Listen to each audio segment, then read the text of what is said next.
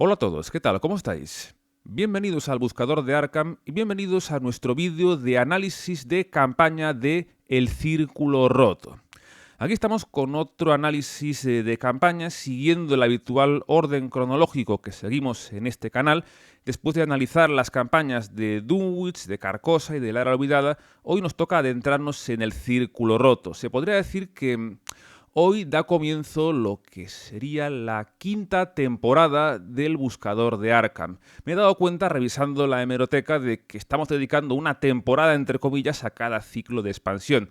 Después de comenzar la primera temporada con la fanática, el tutorial básico del juego, pasamos a Dunwich, luego a Carcosa, luego a La Era Olvidada, y hoy comenzamos la que será la quinta temporada con El Círculo Roto, con este habitual vídeo con el que solemos abrir cada temporada de análisis de campaña, siguiendo la misma estructura que seguimos habitualmente. En primer lugar, haremos una pequeña sinopsis de la campaña, hablando sobre ella de modo general, exponiendo sus fundamentos tanto a nivel mecánico como a nivel de historia, y dando un poco una opinión general, bueno, mi opinión personal, de modo general de la campaña. Después hablaremos un poco de cuál es el planteamiento inicial a nivel de historia e iré escenario por escenario contaros mis impresiones generales de cada uno de ellos sin hacer por ello ningún spoiler de la campaña, ¿vale? Así que, sin más dilación, vamos ya por ello a empezar con esta visión general de lo que sería el Círculo Roto.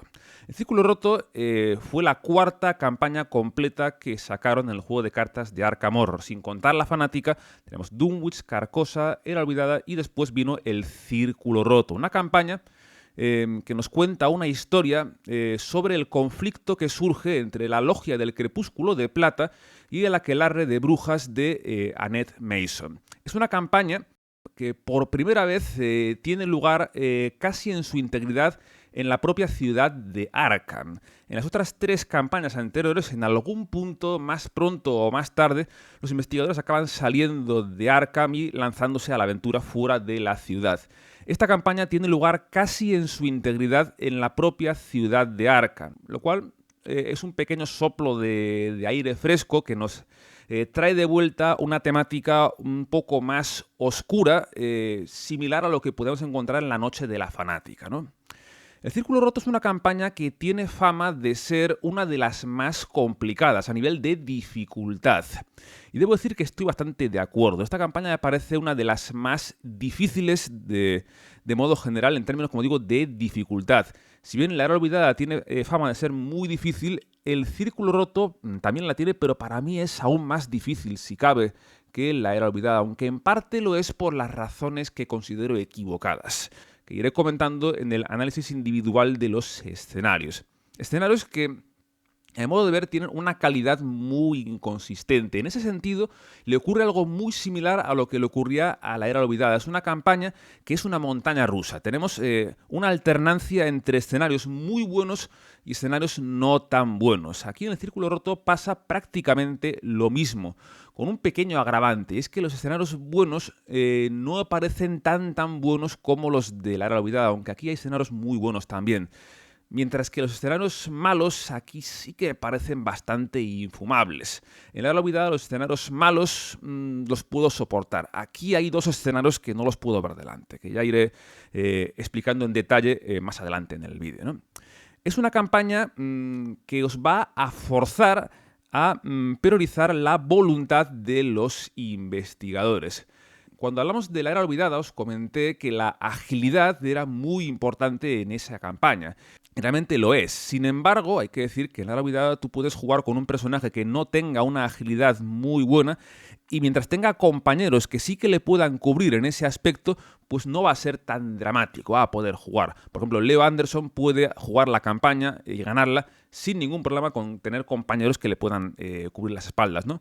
Aquí, sin embargo, la voluntad cobra una importancia realmente demencial, hasta el punto de que no recomendaría jugar a ciegas con ningún personaje que tenga una voluntad de menos de 3.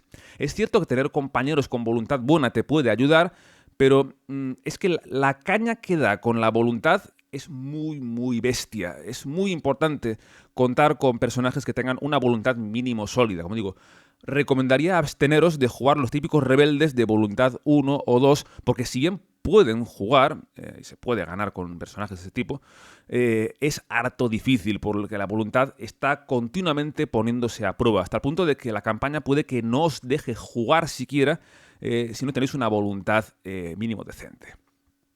Como es habitual, es una campaña que nos ofrece varias posibles estrategias para superarla.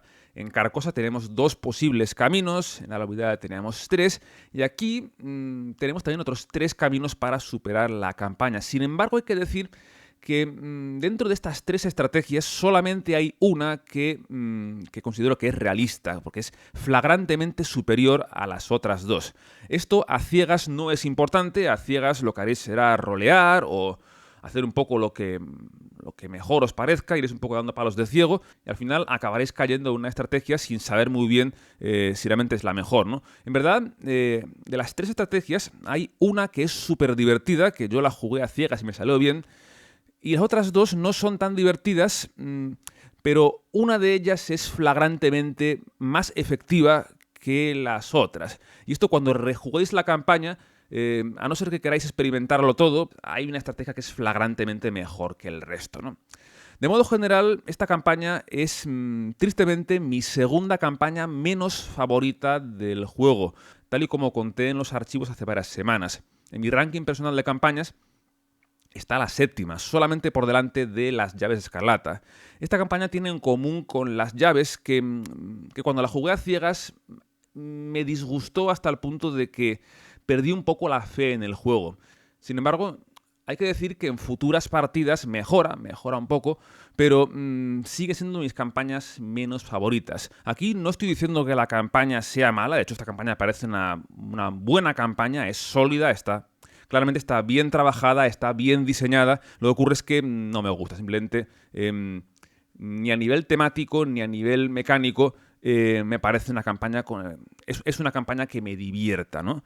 En el caso de las llaves sí que considero que es una campaña que está bastante mal hecha porque flagrantemente no está del todo testeada, es un experimento muy raro que se ha sacado apresuradamente, mientras que esta campaña, aunque a mí no me guste, debo decir que sí que es buena. Sí que es una campaña que es buena, hay gente que considera que es la mejor campaña que han hecho hasta la fecha, así que, como digo, es cuestión de gusto. O sea, no estoy diciendo que no la compres, estoy diciendo que simplemente es una campaña que a mí personalmente no me gusta, pero sí que objetivamente considero que es buena, que está bien hecha. Simplemente a mí no me gusta, ¿no? Vamos, como siempre, a hablar un poco de modo general de las mecánicas de esta campaña, que afortunadamente no son muchas. Es una campaña que a nivel de complejidad es bastante sencilla. La única peculiaridad que tiene esta campaña son los lugares embrujados. Son una serie de lugares, te dirá que muchos, por no decir la mayoría de esta campaña, que tienen una capacidad llamada embrujado, que nos va a amenazar con disparar efectos negativos si un investigador fracasa al investigarlos. Si tú investigas un lugar que tiene una habilidad de embrujado y fracasas, pues dispararás ese efecto de embrujado, que evidentemente siempre será malo, ¿no? Es algo muy similar a lo que será la represalia en los enemigos, una amenaza de que el enemigo te va a pegar si fracasas al combatirlo. Lugares embrujados te harán cosas malas o harán cosas malas al grupo si se fracasa al investigarlos. Lo cual a mí me parece un gran acierto. Para mí es una de mis características favoritas de esta campaña. ¿Por qué? Porque mete una presión a los buscapistas que raramente se les suele meter. Los buscapistas, cuando investigan, no suelen tener mucho miedo a fallar. Si tú estás investigando con un margen de habilidad brutal y te autofallas, pues generalmente no pasa nada. A veces sí, pero generalmente no pasa nada. Los lugares embrujados meten una presión a los buscapistas que me parece muy, muy interesante y que me hubiera gustado ver más en campañas futuras, ¿no? También hay que decir que es una característica de los lugares embrujados que pueden tener un potencial de combo grande, tal y como comentaba David en los archivos. Pueden tener un potencial de hacer combos muy bestias, aunque en mi experiencia esto solamente ocurre en algunos escenarios concretos. Y a veces ocurre simplemente si no has hecho las cosas bien. A ciegas hay cierta cosa que te pueden pillar a contrapié. Cuando vuelves a jugar la campaña y ya sabes lo que te esperas, no debería ser tan problemático, aunque cierto es que en algunos escenarios que de hecho iré comentando más adelante, ese potencial de combo está ahí y puede dar lugar a experiencias bastante desagradables, ¿no? También comentar la presencia de las llamadas cartas de tarot, que son un tipo de apoyo nuevo que es exclusivo de esta campaña. Son cartas que ocupan un espacio nuevo que es el llamado espacio de tarot. Igual que cada investigador tiene varios espacios de mano, arcanos, de aliado, pues por definición cada investigador solo tiene un espacio de tarot que puede albergar a un apoyo que ocupe el espacio tarot. Lo comento porque si bien es algo que veréis más en la expansión de investigadores, es algo que las cartas de tarot también pueden llegar a aparecer en algún punto de la campaña, así que es fundamental al menos comentarlo, ¿no? También comentar el regreso de los enemigos con alerta, los enemigos que te atacan si fallas al evitarlos. Esta mecánica de alerta que apareció por primera vez en la Era Olvidada y que se convirtió en una mecánica habitual, ya que el equipo de diseño inteligentemente se dio cuenta de que era algo necesario. Evitar enemigos era algo demasiado fácil, entre comillas, en el sentido de que no había mucho peligro por fallar al evitar. Y la alerta rápidamente se ha incorporado al elenco de habilidades típicas de los enemigos, para mí con buen criterio, ¿no? Y por último también quiero comentar la presencia de estos investigadores tan especiales que podéis ver en la parte inferior de la imagen, que son los investigadores del prólogo. Son investigadores que vais a encontrar en la campaña, en la expansión de campaña, pero que no se pueden utilizar como investigadores normales. Son investigadores que solamente se utilizarán en el prólogo de esta campaña. Son personajes que tienen la marca del conjunto de encuentros del escenario prólogo, por lo que, por definición, no se pueden utilizar fuera de ese escenario, ¿no? Vamos ya pues a pasar a comentar el planteamiento inicial de la historia del Círculo Roto. La historia comienza en una gala benéfica de la Logia del Crepúsculo de Plata, concretamente en la casa, en la mansión de Joseph Meiger, uno de los miembros de más prestigio, más estimados de la Logia del Crepúsculo de Plata. Durante esta gala tiene lugar un fenómeno muy extraño, y es que algunas zonas de la casa empiezan a verse envueltas en una especie de extraña niebla, que además parece que está atrayendo a una serie de espectros, a una serie de monstruos que comienzan a atacar a algunos de los personajes que se encuentran en la fiesta.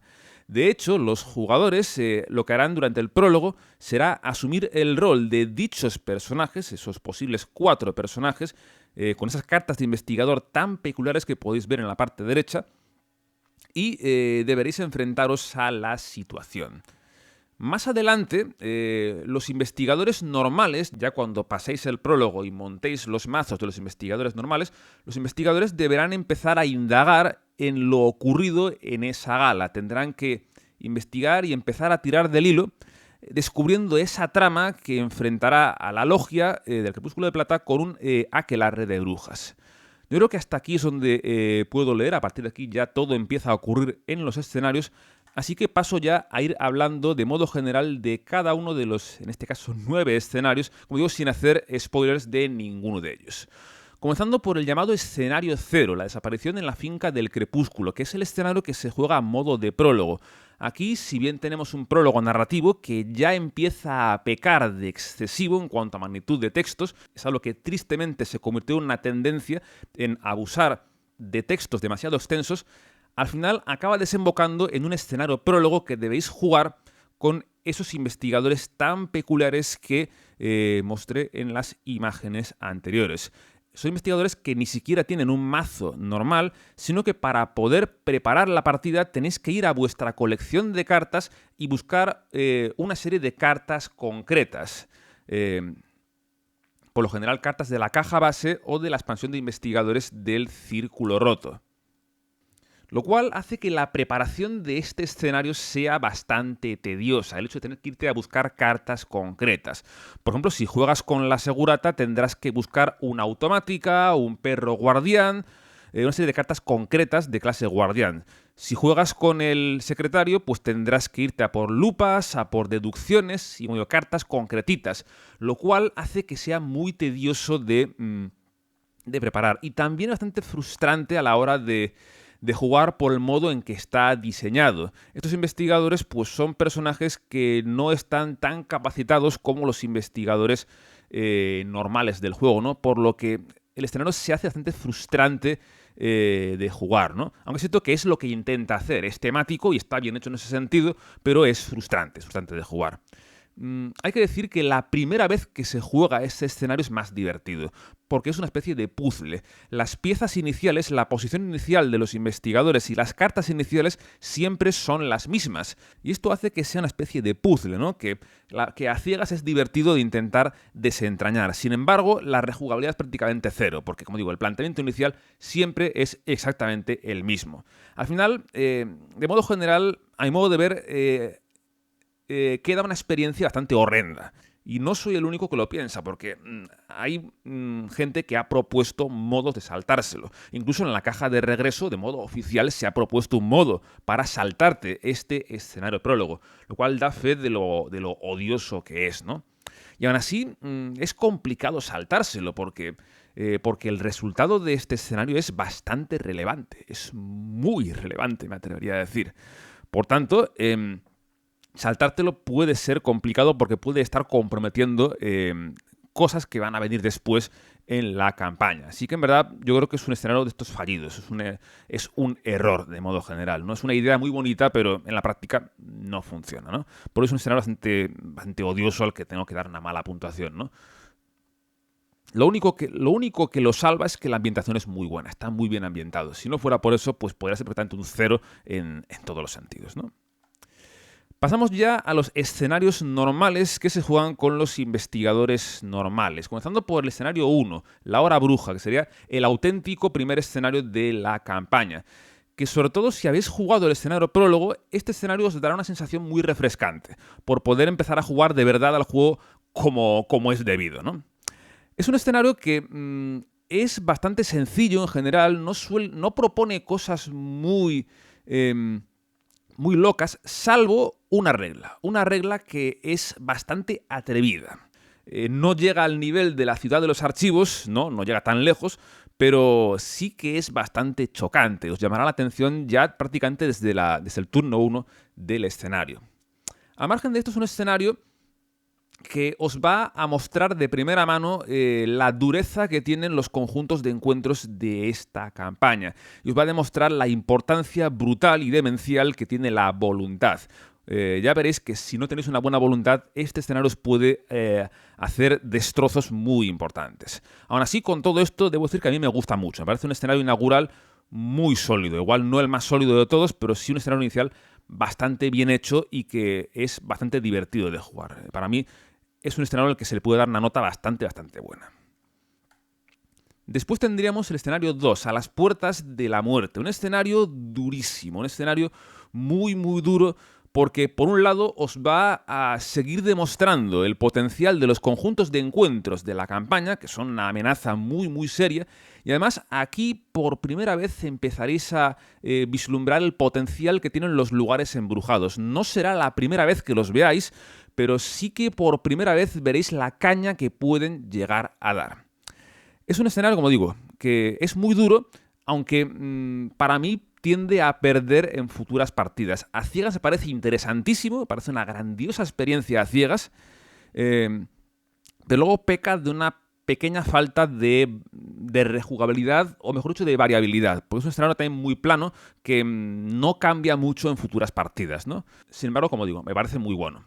Es un escenario que para mí destaca porque consigue meter una presión a los investigadores que realmente vais a sentirla en vuestras carnes. Hace algo muy parecido a lo que hace el Juramento, que para mí es el mejor escenario del juego hasta la fecha, o si no el mejor, uno de los mejores. Este escenario coge esa componente de presión, le da una forma diferente, pero la ejecuta también pero que muy bien a mi modo de ver. Además, es un escenario que es, para mí, uno de los últimos que se han hecho donde realmente tomáis decisiones dentro del propio escenario. Para mí, uno de los problemas que ha tenido el juego en las últimas campañas, sobre todo de los devoradores en adelante, es que a menudo las decisiones se toman en los interludios. No solo los textos son de dimensiones muy grandes, sino que las decisiones relevantes se toman en dichos interludios. Aquí, en este escenario, durante la partida, pues van a pasar cosas que os van a forzar a tomar decisiones que combinan tanto la parte mecánica como la narrativa. Y es algo que, a mi modo de ver, se hacía mucho en las primeras campañas, se hacía mucho en Dunwich, en Carcosa, en la Era Olvidada, y que a partir de aquí se empezó a hacer menos. Este es uno de los últimos donde aparecen esas decisiones dentro del escenario, no porque te lo diga un texto, sino porque pasan cosas. Aparecen cartas en ciertos lugares y tienes que decidir cosas, pero no te dicen nada. Así que para mí es un escenario muy destacable. Tiene cierta mala fama, pero ya sabéis que yo soy muy contrario a lo que cuenta la comunidad de modo general. Así que para mí este escenario es muy bueno. Para mí es uno de los puntos álgidos de la campaña. Luego tendríamos el escenario 3, el nombre secreto. Un escenario que a mí a ciegas me chifló. Para mí esta partida a ciegas es una de las mejores que grabé para el canal, aunque tuve una chiripa alucinante, pero absolutamente alucinante. Es una experiencia a ciegas muy buena. Un escenario que parte de una premisa muy interesante tanto a nivel de narrativo como a nivel mecánico. A nivel mecánico porque coge enemigos que parecen triviales, que cuando los ves de entrada te parecen regalos, pero que a través de una serie de características, una serie de reglas, empiezan a convertir a esos enemigos triviales en amenazas muy pero que muy serias. Y para mí es una parte muy muy bonita de este escenario. Como digo, a ciegas tiende a sorprender para bien. Sin embargo, le ocurre lo mismo que al escenario anterior. Es un escenario que para mí, cada vez que lo he jugado, me ha gustado menos. A ciegas me encantó y cada vez que lo he seguido jugando, me ha gustado cada vez menos. En parte porque también es un poco plano, no tiene mucha variabilidad. Y en parte porque es un escenario que tiene una varianza un poco descontrolada.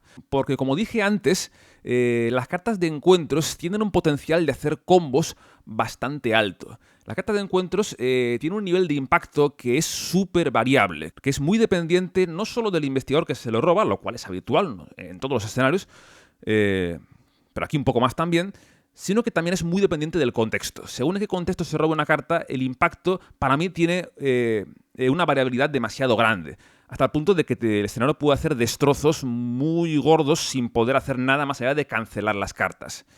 En ese sentido, es algo similar a lo que ocurre en el Devorador, con Antiguos Males. Antiguos Males en el Devorador es una carta que, según cuando te la robes, te puede reventar el escenario. Y lo único que se puede hacer para contrarrestarla es cancelarla.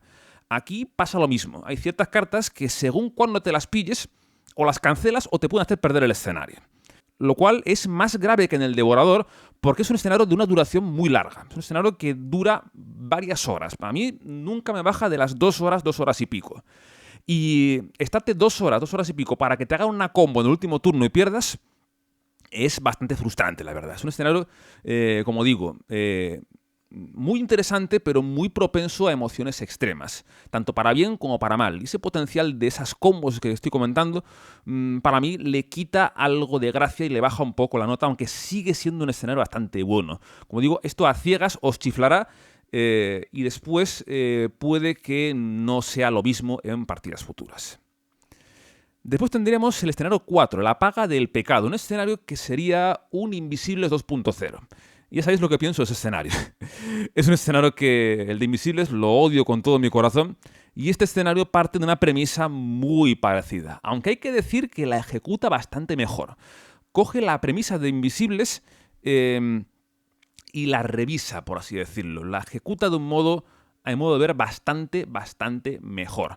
Aún así, sigue teniendo el ADN de Invisibles, por lo que sigue siendo un escenario frustrante y de una varianza muy alta, que además aquí está aumentada un poco más si cabe, lo cual hace que el escenario sea también bastante desagradable. Es un escenario muy difícil y en parte de modos muy artificiales y modos muy sucios, más aún por lo que ocurre en la parte final, que para mí se pasa a varios pueblos. Es un escenario que pasa, igual no al top de más odiados, pero está muy cerca de entrar en mi top de escenarios más odiados. Hay gente que considera que es el peor escenario de toda la historia del juego. Yo, fíjate, considero que Invisibles es peor que este escenario, pero igualmente me parece bastante feo. Hace algo muy simpático con las cartas de encuentros y realmente lo ejecuta bien, pero como es que parte de la premisa de Invisibles es que es un escenario que acaba siendo un escenario muy odioso, muy frustrante, con mucha varianza, que no gusta prácticamente a nadie y en este caso pues yo no soy una excepción. Luego vendría el escenario 5, Por el bien mayor, que es un escenario que os va a hacer ver lo que dije al principio, el hecho de que esta campaña es una montaña rusa. Es una alternancia entre escenarios buenos y escenarios malos. Después de un escenario que es bastante malo, viendo un escenario que para mí es el punto álgido de la campaña. Este escenario para mí es seguramente, si no el mejor, uno de los mejores escenarios de toda la campaña. Lo cual hace que sea un soplo de aire fresco, porque venís de pasarlo muy mal en los dos anteriores, o en los tres anteriores, y aquí tenéis una experiencia muy, muy, muy divertida a mi modo de ver.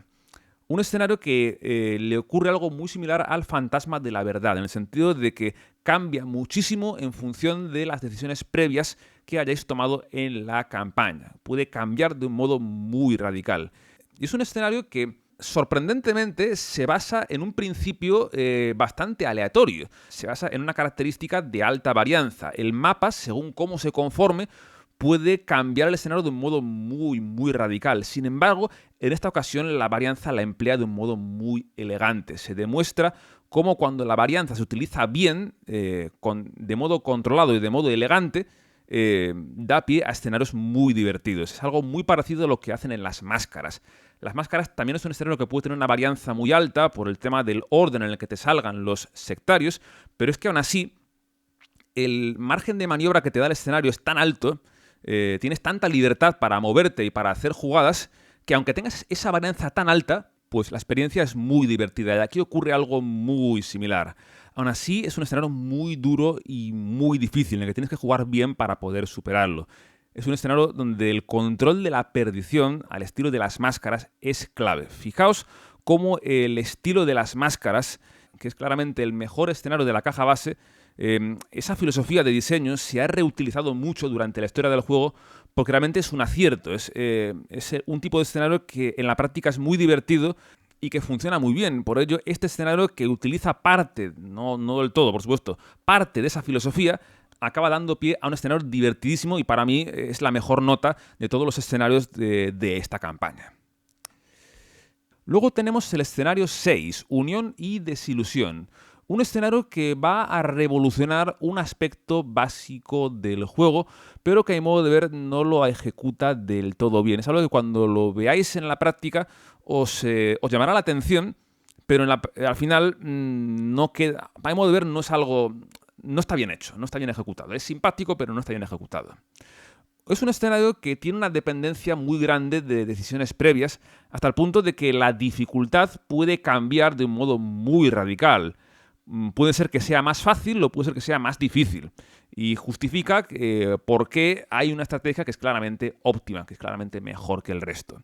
Yo te puedo decir que, si es una campaña que no he jugado muchas veces, casi siempre me ha tocado jugar las versiones más neutras de este escenario. Y en los casos más neutros es jugable, pero igualmente no es un escenario particularmente divertido. A ciega está muy bien, sobre todo a nivel de historia, por aquí pasan cosas muy importantes, pero en cuanto a nivel mecánico no aparece un buen escenario. Así que, si bien es un escenario que está bien, pasa sin pena ni gloria.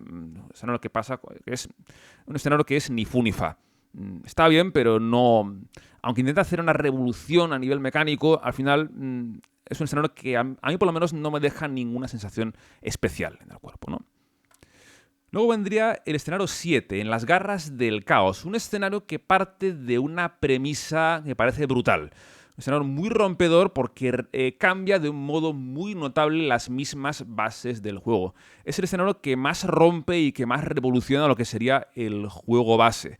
Hasta el punto de que te obliga, te fuerza a cambiar tu estilo de juego de un modo muy radical. Hasta el punto de que no me gusta en absoluto. Te impone un estilo de juego que me parece tan radicalmente distinto a lo que el juego debería ser, a mi modo de ver, que queda una experiencia feísima. Es un escenario que pasa rápidamente a mi ranking, a mi top de escenarios más odiados. Este sí entra directo a uno de mis escenarios más odiados, junto al de Invisibles y junto al de Los Devoradores. Lo que propone es muy interesante. Lo que ocurre es que se basa en mecanismos de altísima varianza. Y aquellos que me conocéis, pues sabéis que yo lo aborrezco mucho. Aborrezco mucho los escenarios que se basan en principios de alta varianza. Mi umbral de tolerancia a la varianza es bastante bajo. Yo suelo preferir juegos estilo más puzzle, donde tengas cierta variabilidad, pero donde la varianza no te pueda hacer destrozos muy bestias. a escenarios como este, donde sí es cierto que tienes que capear con el temporal. Realmente es una especie de tormenta en la que tienes que navegar. Y si bien, como digo, en cuanto a planteamiento me parece interesante, en la práctica me parece que la varianza está muy descontrolada. Me parece que la variabilidad es demasiado excesiva en este escenario, en parte porque se basa en el principio de lugares aleatorios que tanto odio, que está presente en escenarios de invisibles. Debo decir que hay gente que este escenario le encanta. Yo este escenario lo he visto en el top 5 de varios rankings de escenarios. Hay gente que le parece uno de los mejores de todo el juego. Si bien yo estoy radicalmente en desacuerdo con eso, lo comento para que lo sepáis, para que no tenéis, como siempre, mi opinión como la Biblia, sino que sepáis un poco tanto lo que yo veo como lo que otra gente puede ver, ¿no? Hay gente que le encanta, pero para mí es un escenario que va directo al cajón de escenarios más odiados de toda la historia del juego. Luego terminaríamos con el escenario 8 ante el Trono Negro, el gran final de campaña, que es muy único por el modo en el que vais a confrontar al jefe final. No se va a parecer en nada a ninguno de los otros final bosses primigenios a los que os hayáis enfrentado hasta la fecha, ¿no? Nada que ver con Doom, Carcosa, ni la olvidad. Es muy ingenioso, muy simpático, y es un escenario que es súper divertido de jugar. Me parece un escenario divertidísimo, pero que peca de una característica que es muy constante en esta campaña y que yo considero muy odiosa, que es que la varianza está fuera de control. Es un escenario en el que, según cómo salga el mapa, puede ser que sea imposible de ganar, o prácticamente imposible de ganar. Es decir, o sale todo perfecto, radicalmente perfecto, o no tendréis absolutamente nada que hacer. De modo que yo resumiría este escenario y la campaña con la tercera frase que pongo aquí en la imagen. Si sois creyentes en la filosofía de que es necesario tener algo de suerte para poder ganar, tanto este escenario como por extensión toda la campaña os van a parecer de lo mejor de todo el juego. Y creo que tal vez pueda explicar por qué hay gente que adora esta campaña y por qué yo la aborrezco tanto, porque mi tolerancia para la varianza es muy baja. Aquellos que estéis más cómodos con escenarios de alta varianza, este escenario y esta campaña creo que os va a gustar bastante. Si sois como yo y cuando el escenario os la lía con demasiada frecuencia, pues es posible que esta campaña no os guste. Debo decir que este escenario yo lo he jugado varias veces y por lo general he tenido mucha suerte. De hecho, a ciegas tuvo una chiripa absolutamente fuera de control. Y eso tampoco me gustó, porque lo tuve demasiado fácil. Ya adelanto que este escenario yo lo gané a ciegas porque tuvo una suerte increíble. En función de la suerte puede ser que sea un paseo o puede ser que sea imposible de ganar. Y ese realmente es el problema que tengo tanto con este escenario como con la campaña en su conjunto.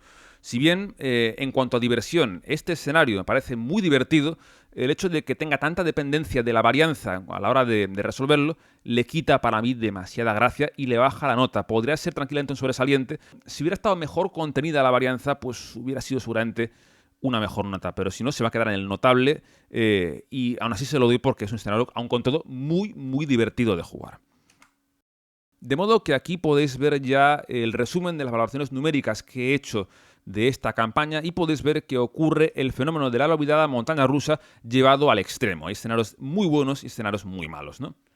Si medimos por separado los 4 factores que yo estoy valorando en cada escenario, vemos que la campaña donde gana es a ciegas. Es una campaña que a ciegas está bastante mejor. Te dirá que los primeros 2 tercios a ciegas son muy buenos, parecen de las mejores experiencias a ciegas que he tenido hasta la fecha, y que pierde mucho en el último tercio. A mi modo de ver, la historia no se resuelve de un modo muy bueno, y que también hay tantos escenarios que considero odiosos, hay varios ceros en diversión, notas muy malas, que le bajan mucho la media, y por eso es una campaña que yo tengo tan abajo en mi ranking personal. De hecho, si comparamos esta valoración con el resto de campañas, podéis ver que por ahora cuadra con mi ranking personal de escenarios. La campaña de Carcosa es la número 1, la era olvidada la segunda, después vendría Dunwich y el Círculo Roto quedará por ahora tristemente en la última posición de este ranking de campañas. Aquí faltan 4 más por poner: Devoradores, Innsmouth, Confines y Llaves, pero aún así, por ahora, este ranking con números, calculado numéricamente, cuadra con el ranking que di en los archivos y es el que suelo dar siempre que me preguntáis por mi ranking personal de campañas. Así que con esto cerramos ya esta reseña de la campaña del Círculo Roto. Como siempre, gracias por estar ahí. Y lo dicho, en principio damos inicio a la 5ª temporada del Buscador de Arkham. pasando a los análisis tanto de las cartas de jugador como de los investigadores. La guía de estrategia llegará dentro de mucho tiempo, porque tengo todavía pendiente la de la era olvidada, y aún así tampoco tengo muchas ganas de hacerla. Es una campaña que no me gusta y que tampoco soy bueno en ella, así que tampoco me considero apto para hablar mucho a nivel táctico, estratégico de la campaña, pero sí que puedo hablar mucho de las cartas de jugador y de algunos de los investigadores de este ciclo, de los que iré hablando en los próximos meses aquí en el Buscador de Arkham. Así que lo dicho, gente, lo dejamos aquí, un saludo y hasta la próxima. Adiós.